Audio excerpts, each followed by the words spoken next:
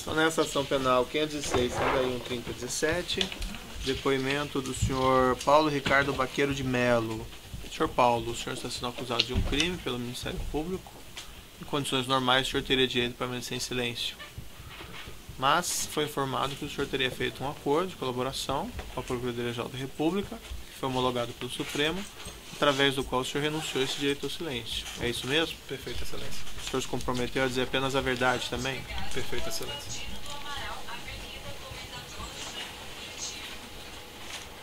Certo. Por conta disso, senhor Paulo, eu vou lhe advertir que, por conta desse acordo, então o senhor não tem direito de silêncio, o senhor tem que responder as perguntas, e se o senhor faltar com a verdade, além do senhor responder por um crime equivalente ao falso testemunho, o senhor perde seu acordo também, certo? Perfeita excelência. Também deixar claro ao senhor que o interesse da justiça é sempre a verdade, não é para o senhor exagerar, nem para o senhor excluir nada, tá? O senhor não está aqui para servir a acusação, o senhor está aqui para servir a justiça, perfeito? Perfeita excelência. Eu pedi para o senhor puxar o microfone um pouco mais próximo, senhor. Senhor Paulo, antes de indagar o senhor sobre os fatos específicos da acusação, o senhor consta que o senhor era diretor em São Paulo da Odebrecht Realizações, isso? A época dos fatos, sim, excelência. Quando o senhor assumiu esse cargo? Eu assumi esse cargo por volta do final da última década, acho que em 2009 ou 2010. Eu sempre fui diretor de contrato da área imobiliária da Odebrecht, mesmo antes da OR ser formada. A OR foi formada em 2007. E quando ela foi formada em 2007, eu já cuidava dos empreendimentos em São Paulo. Na época era dividido entre construção e incorporação, era responsável pela parte de incorporação imobiliária. Posteriormente, o líder empresarial, que era o meu líder, o Paul Altite, ele resolveu fundir as duas áreas, incorporação e construção. E eu acabei assumindo a responsabilidade pelos empreendimentos não só do estado de São Paulo, mas de Minas e do Distrito Federal também. Até quando o senhor continuou nesse cargo? Eu continuei nesse cargo até 2016. No início de 2016, em março aproximadamente, o Paul Altite, ele se afastou, eu assumi interinamente como diretor-presidente da companhia, depois assumi de forma efetiva e fiquei até o final do ano, quando foi celebrado o acordo, e aí eu me afastei por conta do acordo. Certo. Vamos dizer assim, na sua posição hierárquica dentro da empresa, eu entendi que o senhor estava abaixo do senhor Paul Altite. Exatamente. De mais alguém dentro da Odebrecht Realizações? Não, o meu líder direto era Paul Altite. E o Paul Altite tinha alguém superior a ele dentro da Odebrecht Realizações? Ele respondia ao Conselho de Administração, que foi presidido pelo Marcelo Odebrecht até o momento em que ele foi afastado. Depois pelo diretor-presidente, que foi o Newton de Souza, que permaneceu até a saída do Paul Altite. Esse caso aqui, que é objeto da acusação, envolve essa aquisição do prédio ou imóvel nessa rua Haberbeck. O senhor pode me relatar se o senhor teve algum envolvimento nesses fatos e como se deu o seu envolvimento? Perfeitamente, excelência. No início do segundo semestre de 2010, ainda no final do segundo mandato do então presidente Lula, o Marcelo me convidou à sala dele e me disse que havia uma encomenda, quer dizer, existia uma missão que era um empreendimento para construir a sede do novo Instituto, a nova sede do Instituto Lula. Naquela época já existia o Instituto da Cidadania. O que Marcelo me disse é que quando o presidente saísse em janeiro, ele seria transformado em Instituto Lula e que eles tinham vontade de ter uma sede nova. E como era um empreendimento imobiliário, era uma pessoa que tinha conhecimento da área, ele pediu que eu cuidasse desse processo. Então ele me designou para conversar com o senhor Roberto Teixeira, que me apresentou o terreno na rua Haberbeck. Antes da gente ir tão rapidamente, o que exatamente o senhor Marcelo Baqueiro Odebrecht disse ao senhor? Cuidar disso como? O que o Marcelo me disse foi o seguinte: eu inclusive tive a preocupação, uma das primeiras perguntas que eu fiz ao Marcelo é como é que seria feita a transferência de propriedade desse prédio para o Instituto Lula. E Marcelo me esclareceu que não era uma dação de pagamento, que era um empreendimento que seria tocado pela Odebrecht Realizações Imobiliárias, e que após o presidente sair do mandato e o Instituto ser constituído, ele receberia doações não só da Odebrecht, mas de outras empresas.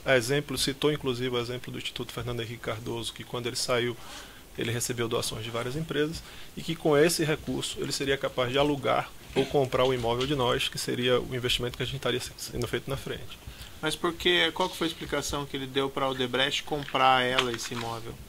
Na verdade, o que ele me disse que era um adiantamento, um investimento que estava sendo feito, Eu enxerguei aquilo, apesar de ser um empreendimento pequeno, mas como uma oportunidade. A OR fazia empreendimentos dessa natureza. O próprio Marcelo tinha indicado que a gente estudasse um museu para o Instituto Moreira Salles, mais ou menos na mesma época. Nós estudamos, isso não teve sucesso. Nós fizemos a sede da Claro, em São Paulo, nesse modelo. Nós construímos 3 prédios para o Saul Klein, que era o ex-acionista da Casas Bahia, nesse modelo. Então, a Odebrecht Realizações Imobiliárias fazia empreendimentos tanto para pessoas físicas, consumidores finais, como para investidores ou usuários que fossem pessoas jurídicas. Na então, aquisição posterior desse imóvel, quem figurou como adquirente foi a DAG, não a Odebrecht Realizações. Exatamente. Nessa conversa inicial já apareceu a DAG? Não apareceu. A primeira incursão que eu fiz para poder avaliar o imóvel junto ao senhor Roberto Teixeira, nesse momento ainda seria numa sociedade de propósitos específicas da OR, quer dizer, na minha cabeça era isso, o investimento seria feito dessa forma. A gente identificou algumas pendências no imóvel, pendências jurídicas, principalmente de ordem tributária, e havia também uma briga entre os sócios do proprietário do terreno, que era uma empresa de publicidade, se eu não me engano, se chamava ASA. E também houve um pedido dos proprietários do terreno que parte do pagamento fosse feito de forma não contabilizada, ou seja, ele queria que a escritura passasse por um valor menor do que fosse efetivamente pago. Tá, um passo atrás só, Sr. Paulo. Sr. Paulo, quando o senhor Marcelo Odebrecht lhe passou essa incumbência, já tinha definição do imóvel? Já tinha definição do imóvel, sim. Na verdade, era esse imóvel indicado pelo senhor Roberto Teixeira, que era na rua Haberbeck Brandão. E a gente fez a avaliação desse imóvel e eu levei a recomendação para o Marcelo de não comprar o imóvel por 2 razões. Primeiro, porque eu achava que o custo de adaptação ia ser muito alto, quer dizer, que não valeria a pena, a gente poderia viabilizar terrenos ou imóveis de melhor qualidade, e pela pendência jurídica que existia no imóvel, e também a vontade do proprietário de receber um pedaço não contabilizado. Quer dizer, você tem um imóvel com pendência jurídica e ainda você paga um pedaço sem contabilizado, depois se você precisar mover uma ação por alguma pendência que tenha futura, você não tem como reclamar a parte paga sem contabilização. Quem estava presente nessa primeira reunião que o senhor teve com o senhor Marcelo Odebrecht? Só eu e o Marcelo. E o senhor transmitiu esse assunto, esse tema para o seu líder lá? Eu sempre reportava para o Paul Tite por uma questão de lealdade ao Paul, para não estar passando por cima da cadeia de liderança. Mas esse é um assunto que o Marcelo sempre tratou diretamente comigo. O senhor mencionou, teve essa reunião, e como é que se desdobrou cronologicamente? O senhor foi em alguma reunião com o Roberto Teixeira, ou comunicaram de alguma forma? Eu tive uma primeira reunião com o Roberto Teixeira, eu levei o meu gerente administrativo e financeiro comigo, para poder ele cuidar, que era o senhor João Alberto Louveira, para ele cuidar tanto da pesquisa com relação ao imóvel, como das questões administrativas. Quando eu recebi o relatório do Dilis, que apontava os problemas no terreno, e com esse pedido também do pagamento não contabilizado, eu voltei a Marcelo. Marcelo me disse que ia conversar com os interessados e me daria um retorno a respeito.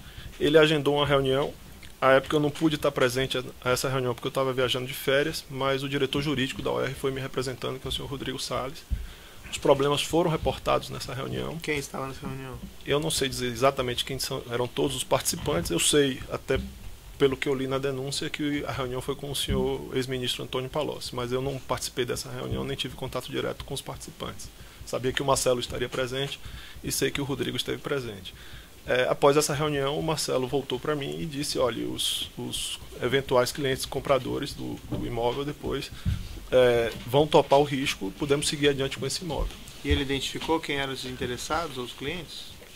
Pelo que eu entendi, Excelência, era o próprio Instituto Lula. Agora, eu não sei informar se existia uma representação formal ou informal a respeito do Instituto. Essa conversa que o senhor teve com o senhor Roberto Teixeira foi aonde? Foi no escritório dele, no Jardins. O senhor mencionou que o seu gerente financeiro, tinha mais alguém presente? Que eu me recorde, não. Quando houve essa reunião, foi já tratado isso como aquisição para o imóvel para o Instituto Lula? Como sempre foi. Na verdade, a primeira encomenda que o Marcelo me fez era para a gente fazer uma prospecção, mas já existia essa indicação. Eu entendi que a gente ia buscar um imóvel, mas quando ele me mandou procurar o Roberto Teixeira, o imóvel já estava definido e tinha inclusive um anteprojeto para o Instituto lá, com área de convenção, área de exposição de acervo e para as pessoas trabalharem lá, etc.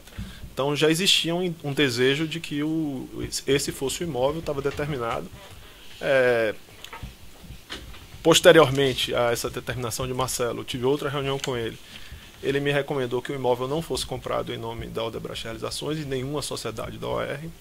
A gente fazia vários empreendimentos, onde a gente sempre trazia um sócio investidor para pôr no terreno. Eu perguntei a Marcelo se ele queria que eu trouxesse um desses sócios investidores que já tinha investido com a gente em outros projetos. Ele disse que não e preferiu que a gente usasse a DAG, que era uma empresa de confiança dele, que pertence ao Demerval Guzmão, que é conhecido de longa data do Marcelo. Qual foi a explicação que ele deu para não figurar o Odebrecht como adquirente? Na época havia uma preocupação com exposição pública disso, porque já havia algum tipo de especulação na imprensa com relação a esse empreendimento. Acho que teve uma reportagem na época, alguma coisa desse tipo, mas a principal razão que foi dada era não ter exposição pública com relação ao tema. O senhor pode continuar relatando então o desdobramento dele? Pronto. O imóvel foi comprado, ele ficou de posse da DAG por aproximadamente 8 meses a 1 ano. Depois foi agendada uma visita ao terreno pelo pessoal do Instituto. Eu acompanhei essa visita, tiveram presentes o ex-presidente na época, a primeira-dama, o senhor Paulo Okamoto esteve presente também. Foi uma visita mais técnica, mas se discutiu aspectos construtivos de localização do terreno. E pouco tempo depois disso veio a comunicação de que o Instituto não gostaria mais de ocupar aquele imóvel. Veio a comunicação como? Eu não me recordo se quem me deu essa informação foi o senhor Alexandrino Alecá ou se foi o próprio Marcelo, mas um dos dois me deu essa informação. Eu sei que depois disso, aí com a interação muito mais forte com o Alexandrino do que com o Marcelo, o Instituto nos pediu que eu avaliasse novas alternativas de imóvel para a localização do Instituto. Eu coloquei a equipe da OR para estudar, estudamos umas 30 a 40 opções de imóveis, chegamos a opcionar terrenos, imóveis, etc. Tivemos algumas reuniões no próprio Instituto com o senhor Paulo Okamoto para tratar aspectos técnicos do empreendimento, quantidade de funcionários, acessibilidade, etc. Mas nenhuma dessas alternativas logrou êxito e se desistiu do empreendimento. Certo, mas vamos voltar atrás um pouquinho lá. O senhor teve contato com o senhor José Carlos Marques Blumlar? Eu acho que eu falei com ele uma vez por telefone. Sobre esse terreno também. Lembra o conteúdo da conversa, aproximadamente? Eu acho que foi a respeito de preço do terreno, ou alguma coisa desse tipo, mas não foi uma coisa que foi marcante para mim. Na época eu não conhecia o Sr. José Carlos Blumlar. Depois, lendo na imprensa, etc., é que eu liguei o nome da pessoa a esse evento. E fiz uma pesquisa no meu computador e tinha um contato telefônico dele. Sr. Glauco Costa Marques? Não conheço. Não chegou a ter contato com ele? Não. Ele figura como adquirente desse imóvel junto aos herdeiros e depois como cessionário para a DAG. O senhor pode me explicar? Eu tenho essa informação, Excelência, depois de ter conhecido pela denúncia. Eu não acompanhei detalhes da escrituração desse terreno. Na minha cabeça, a DAG tinha comprado o terreno da ASA, que é a agência de publicidade. Depois eu soube que havia essa intermediação aí do senhor Glauco. E por que houve essa intermediação? O que lhe foi explicado? Eu nunca perguntei à DAG, porque eu soube disso já pós o acordo de colaboração. Eu não sabia, eu não entrei em contato com a DAG para saber porque o senhor Glauco figurou. O senhor nunca teve contato com ele, então? Eu nunca tive contato, nunca conheci, e se vê uma fotografia dele eu não tenho como reconhecer. O senhor tratou diretamente com o senhor Antônio Palocci? Não. Alguma vez? Não. Comunicação, telefone, carta? Não. Reunião? Nunca tive com ele, nunca falei com ele por telefone, nem troquei. O senhor Branislav Contic? Também não. Só o conheço pela imprensa. Certo. O senhor mencionou lá que o senhor Marcelo Odebrecht então lhe indicou a DAG na segunda reunião, foi isso? Quando o senhor avisou dos problemas?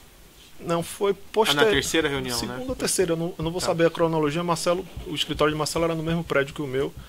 Frequentemente eu falava com ele por telefone, ele mandava subir na sala dele, eu falava em mais de uma ocasião. Então eu não sei a cronologia exata nem quantas reuniões aconteceram.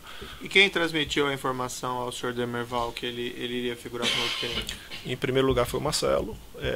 Na verdade, quando o Marcelo me informou que teria ser feito com a DAG, ele disse: eu vou ligar para o Demerval e avisar. Eu conheço o Demerval há muito tempo também. Mas eu entrei em contato depois do Marcelo fazer o primeiro contato com ele. O senhor falou com ele diretamente, então? Com o Demerval? Sim, porque inclusive o Demerval não tinha escritório em São Paulo. Eu franqueei que ele usasse a estrutura do meu escritório com o João Alberto Louveira para fazer as providências que ele precisasse tomar, fazer a escritura do terreno, tomar documentação, tirar a certidão, o que precisasse. E ele tinha presente que o imóvel, na verdade, ele estava ali como pessoa interposta, não como adquirente real? Excelência, eu entendia que ele estava ali como um investidor que seria proprietário do terreno e que posteriormente seria remunerado por isso. Isso era a informação que eu tinha. Inclusive, eu fiz a proposta a Marcelo, quando a gente teve essa conversa, antes dele definir a DAG, que a gente usasse um investidor que tinha costume de fazer isso. Isso é normal no mercado imobiliário, que você coloca investidores e que eles tenham um ganho na hora que o empreendimento se concretiza. Mas, assim, na minha cabeça não era simplesmente para pôr uma interposta pessoa. Não era essa a razão. Não enxergava, nesse momento, pelo menos o Marcelo não me comunicou que existia alguma operação ilícita por trás disso. Como é que foi dispendido os valores para a aquisição desse imóvel do Herdeiros lá? Ou do Glauco Assamais, como o senhor ficou sabendo depois? Eu sei que a parte contabilizada foi paga pela DAG.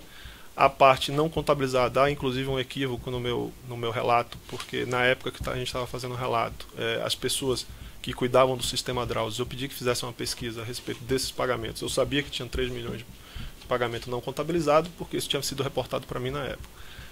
A gente não encontrou registro disso, e no meu relato está escrito que esses valores foram pagos em dinheiro no Brasil. Depois eu descobri e a gente enviou os documentos para o Ministério Público e a própria defesa de Marcelo juntou na semana passada que haviam pagamentos feitos por uma empresa offshore.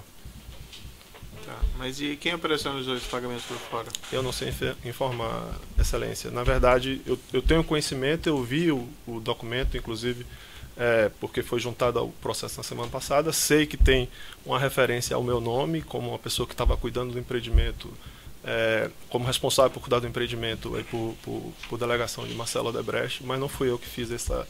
Certo, mas na época o senhor sabia que ia ter o pagamento por fora? Eu sabia que havia um pedido do proprietário que fosse escriturado por um valor menor. Tá. E o senhor sabia o valor que ia ser pago por fora na época? 3 milhões, aproximadamente. Mas não foi o senhor que cuidou desse pagamento, assim, da solicitação dentro da empresa para fazer o pagamento? Não fui eu que cuidei, Excelência. Eu não tinha delegação para autorizar pagamentos não contabilizados. Quem tinha essa delegação eram os líderes empresariais. Mas como funcionou assim? O senhor não tratou nem remotamente desse assunto? Como falou com o qual precisa pagar 3 milhões por fora lá para o fulano X? Eu não sabia nem, Excelência, se esse pagamento tinha sido feito pela DAG ou por nós. Na verdade, eu imaginava que tinha sido feito em dinheiro pela área de operações estruturadas e por isso pus no meu relato e descobri, para mim foi uma surpresa, de que tinha sido feito por uma conta offshore, isso soube há poucas semanas. Mas na época o senhor sabia então que ia ser pelo setor de operações estruturadas? Eu sabia que tinha um pagamento por fora, eu não tinha certeza como é que foi operacionalizado. Mas na época o senhor não sabia que ia ser pelo setor de operações estruturadas? Eu imaginava que sim, Excelência, mas como eu não cuidei diretamente, eu não tinha certeza de como é que foi que aconteceu. E os recursos dos pagamentos contabilizados, de onde que vieram? Como é que a DAG fez esse pagamento? Eu também não cuidei disso, Excelência. Não fui eu que tomei essas providências, mas pelo que eu li na denúncia, parece que foram identificados movimentação financeira entre a construtora Norberto Odebrecht e a DAG, mas isso eu também tomei conhecimento pela denúncia. Mas o senhor não sabia, né? Não sabia. O senhor não sabia que os recursos utilizados eram da Odebrecht? Eu não sabia, Excelência. Imagino até que se a DAG foi solicitado por Marcelo que ela entrasse, se ela precisasse de recurso, ela pediria o dinheiro emprestado à Odebrecht. Agora, isso, eu não fui envolvido nessa operação, nem me pediram minha opinião, nem que interferisse nesse processo. Mas quando o senhor conversou lá com o Marcelo, ou com o Demerval, isso não ficou evidenciado? Que os recursos não seriam da DAG, que seriam da Odebrecht? Bom, Excelência, eu não me preocupei com isso. Na época não me foi relatado por Marcelo, nem por Demerval que seria dessa forma, mas eu imagino que possa ter acontecido dessa forma. Quer dizer, eu não tenho essa informação porque não participei desse processo.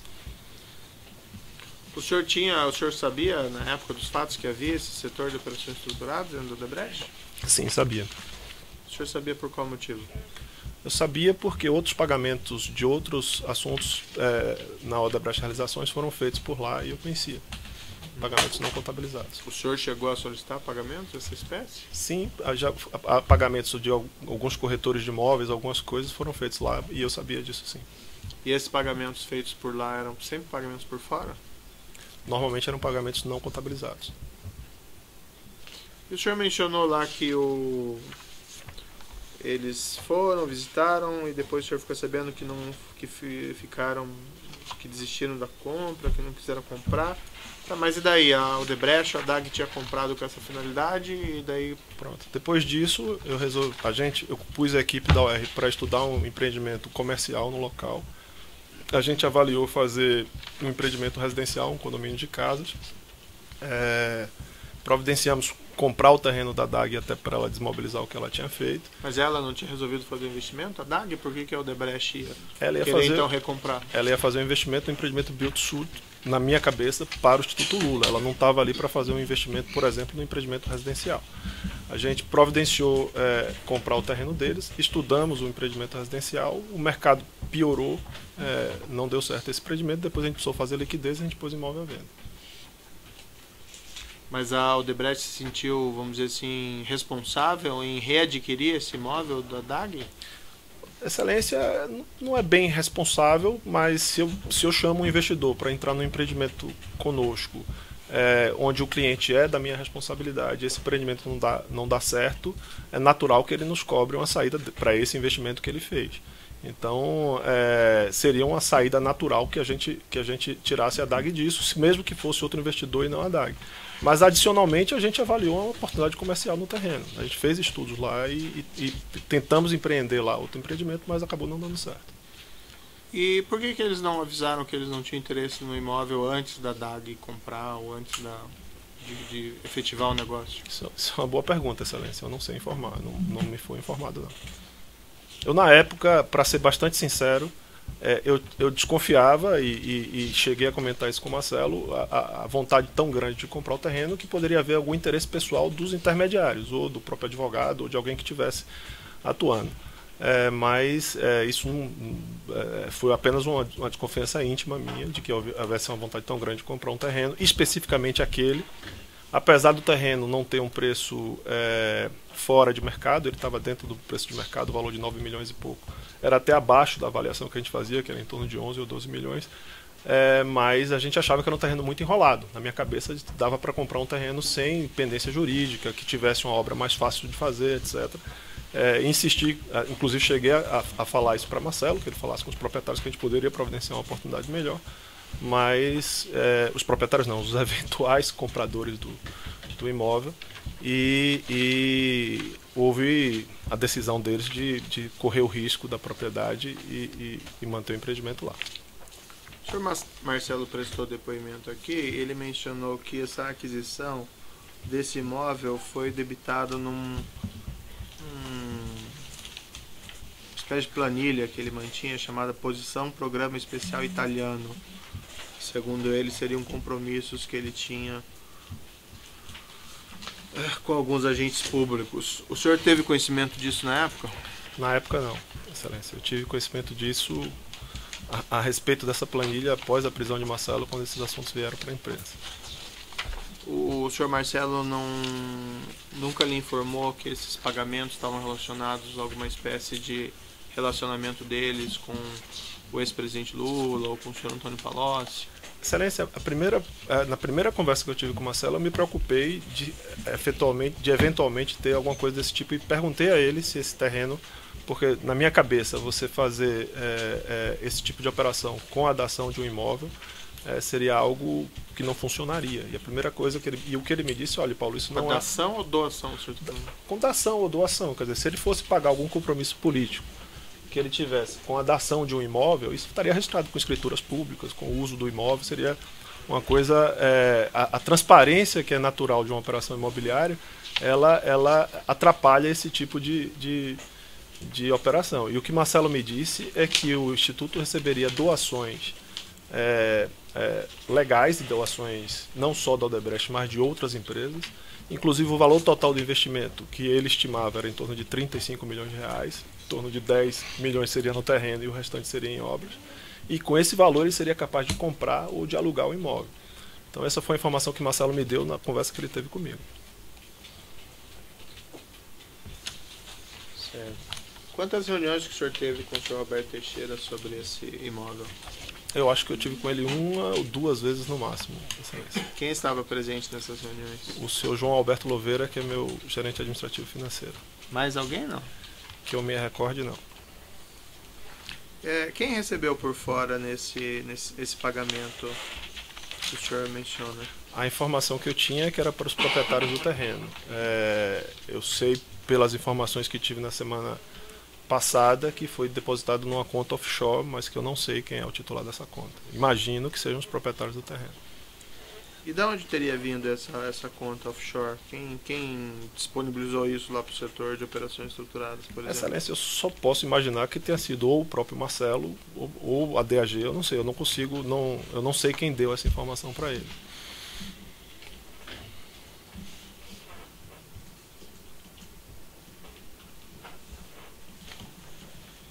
Tem tempo ainda?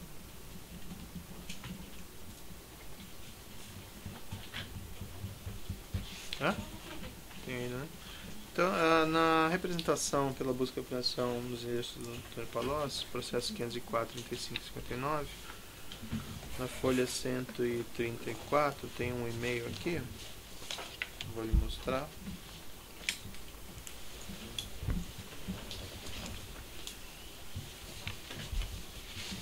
Perfeito. O senhor se recorda desse e-mail? Me recordo, sim. Isso foi o agendamento daquela reunião onde eu não pude estar presente porque estava de férias, mas o senhor Rodrigo Salles foi me representando. E quando consta ali assunto, reunião AP e Roberto Teixeira, quem seria? Eu consigo depreender pelos fatos hoje que seria o Antônio Palocci e o Roberto Teixeira. O Darcy é uma mulher ou um homem? É uma mulher, era a secretária do Marcelo à época. Tá. A Darcy mandou para o senhor assim: Paulo, a reunião será na sexta-feira, 3/9, 17 horas, no escritório de AP, na Alameda Ministro Rocha Azevedo. Qualquer dúvida, peça ao Rodrigo para me ligar. É o Rodrigo Salles. Aí o senhor mandou: obrigado, Darcy. Quando ela falou assim, no escritório do AP, o senhor imaginou que era quem? Eu não consigo me recordar a época, mas posso ter imaginado que seja o ex-ministro Antônio Palocci. À época ele era um ex-integrante do governo, ele tinha saído do governo e não sei se ele estava cuidando de interesses do Instituto. Mas o senhor sabia ou não sabia disso na época? Porque Eu não alguém lhe manda um e-mail dizendo reunião no escritório de AP e o senhor... Eu sabia que era para tratar do tema do Instituto, Excelência. Eu agora não consigo me recordar com precisão se eu já sabia que era o senhor Antônio Palocci ou não.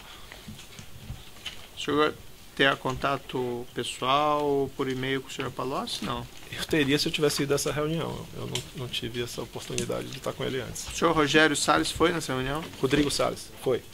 Perdão. E ele se reportou ao senhor acerca do que aconteceu nessa reunião? Eu acho que o próprio Marcelo me reportou que foi descrito as questões do terreno e que, no caso, o senhor Antônio Palocci, pelo que a gente está depreendendo... O senhor Rodrigo Salles não lhe retornou? É possível que tenha, Excelência, mas eu não me lembro do conteúdo dessa conversa. Me ficou mais marcada a determinação de Marcelo de comprar o terreno e seguir adiante. E o que o senhor Marcelo lhe retornou, então?